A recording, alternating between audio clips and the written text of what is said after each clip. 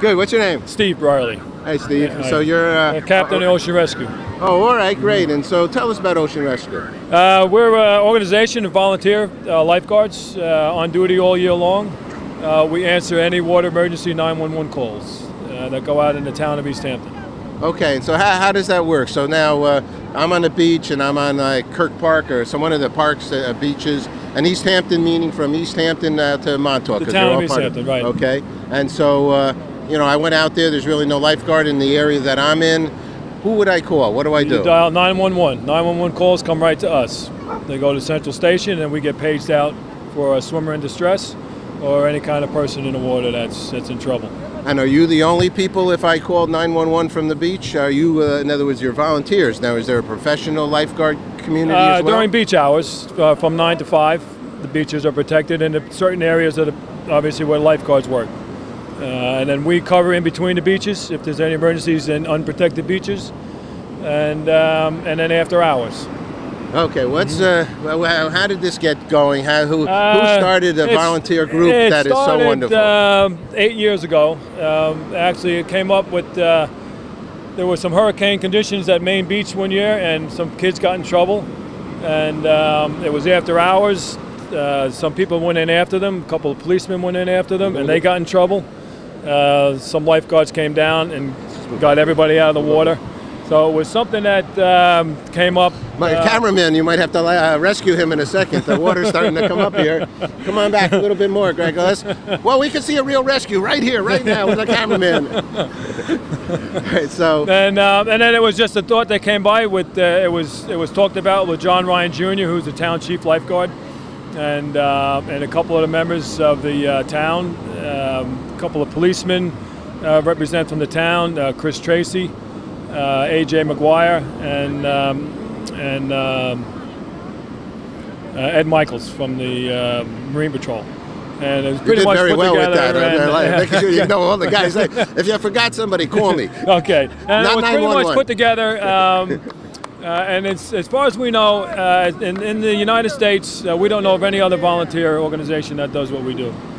Yeah, it's unusual and wonderfully done. Obviously, you're passionate, everybody here, about it. And how many do you have helping? There's 45 members as part of the Ocean Rescue Squad, active lifeguard members that are on call. In the wintertime, we go down to about 25 men on call. We have jet skis available through the winter, one in Montauk and one in Amagansett.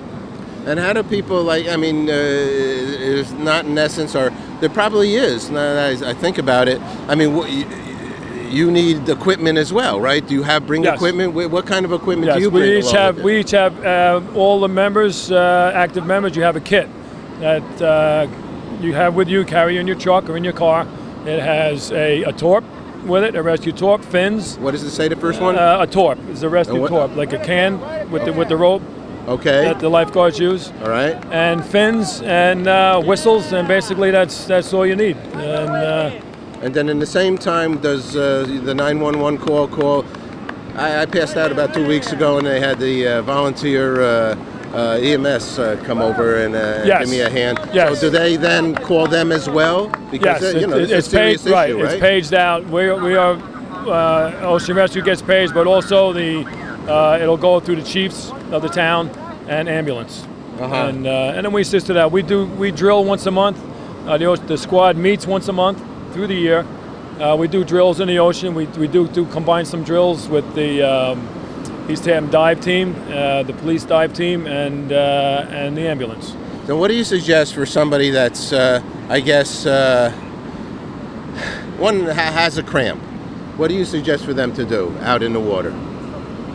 In the water with a cramp? Well, I guess a leg cramp. Your signal, basically, a lot of people get confused because if you need help, Greg, let's go up here. If you need help in the water, if you need help in the water, your main signal is to put your arm up and with a fist.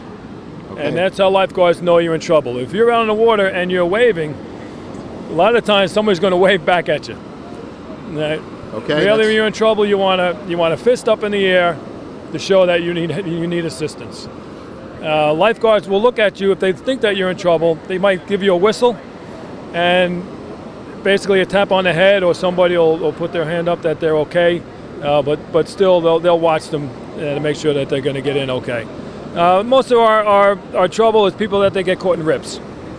They get sucked out in the rip. They try to swim in against the rip, and they get tired, and then that's where you get the distress. Is that the same as an undertow? There's no undertow. It's a rip. So what's a rip then? I don't know. A rip is an opening in the water where the force of the water comes in, and it needs some place to get out. There's a channel, and all that water converges in that channel and works its way out. There isn't one here to look at, but it's a rush of water that goes back out from in on the surf. Wow. All right, you got to know your water. We got to show the water hour, and we do a lot of stories about it. 1 second. It's very good. You go do your thing. Just go do your thing. Please help with the Do your thing. All righty. Well, so here, this is a heck of an experience to see so many people out here helping to do better for the world around them, and all these volunteers. It's such good news, and trying to get the hardware boat in here. But without that boat, Greg, I feel my buddy Greg got all wet there with the water. They all felt comfortable because these guys are willing to take the heroic and go out with them on this initial swim here today. But this is, as he said, an annual, all year long endeavor for them. 40 people down to 30 or 25, they say. And so, if you want to be a volunteer lifeguard, I suggest look at this teamwork going on here. I think the doggy's going to get into it too. This is what it takes. A lot of people that care. These are all volunteers. Going to figure their way to get this this boat up the beach. We kept speaking here, and people look at the water and don't understand the water. A lot of vacation people that come out, and they're not accustomed to the water or to the waves, to the sweeps and things like that in the water, and it looks fun to them. They say, "This looks great. The waves, we can go out there. This looks, no problem. We'll go out and have a good time." Next thing they know, they're getting tired. They're getting caught in the break, and they're getting rumbled by some waves, and before they know it, they're in trouble. There's a lot of shelves out here. There's a lot of areas there where it gets deep. Some areas, next thing you can stand. People think that they'll stand in here in knee-deep water, and then before they know it, they're knocked over by a wave, and then they're in over their head. So there's a lot of things that you really need to be aware of, and you really shouldn't go in by yourself. Always have people with you when you're going in the water. All right, that's a good comment as well. So now, though, where we are right now, Ditch Plains, is it more, let's call it rough than other areas? Yeah, there is. There's the areas in here from, pretty much from the lighthouse around to the cliffs here is just a little.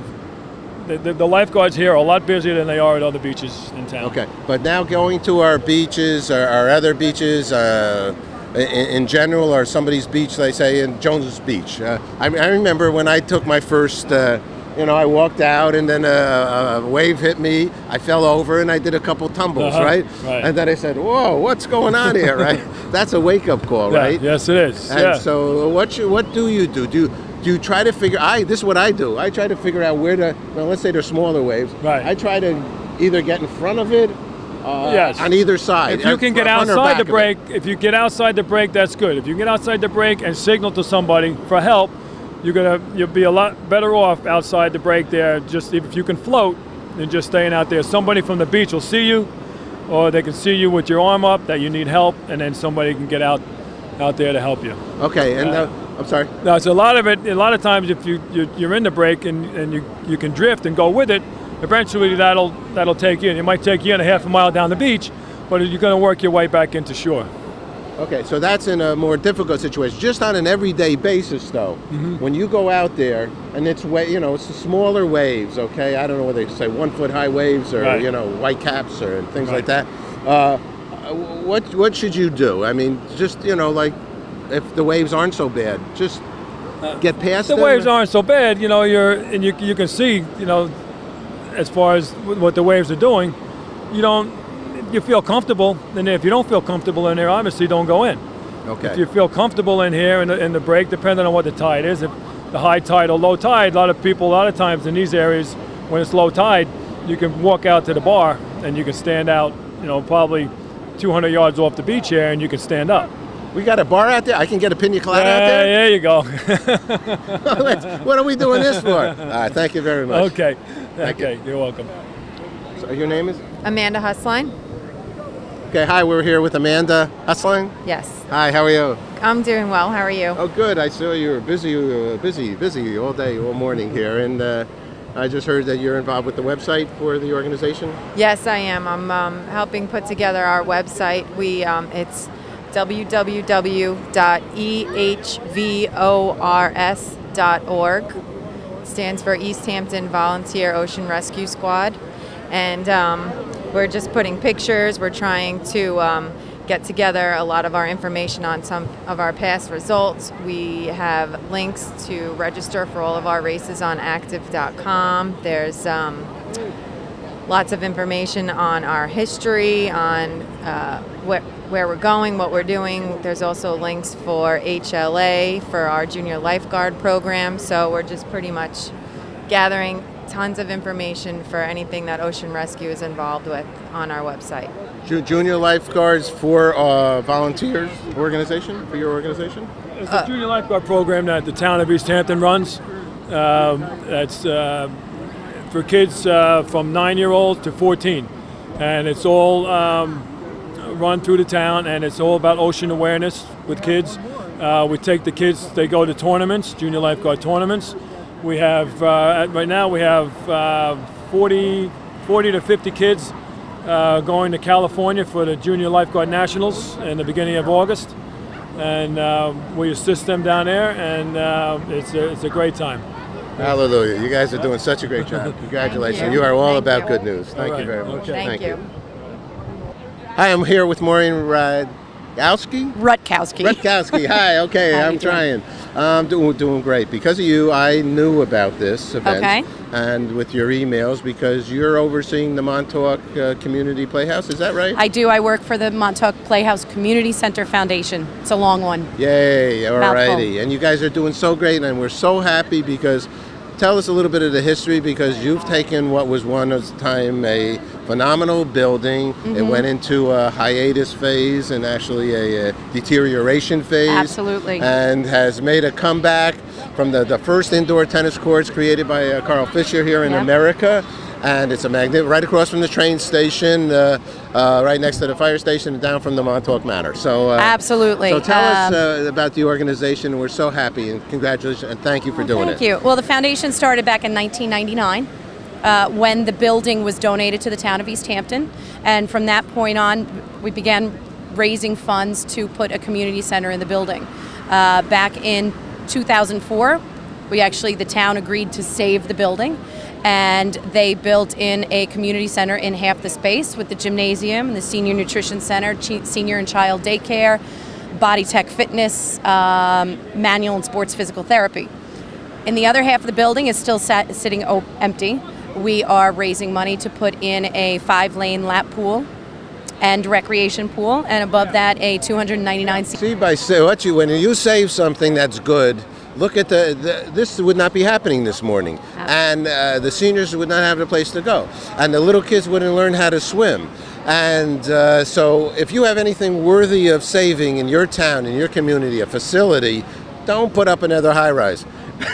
Exactly. But I really want to thank for this race today. It was really all East Hampton Volunteer Ocean Rescue who put on a great event for us.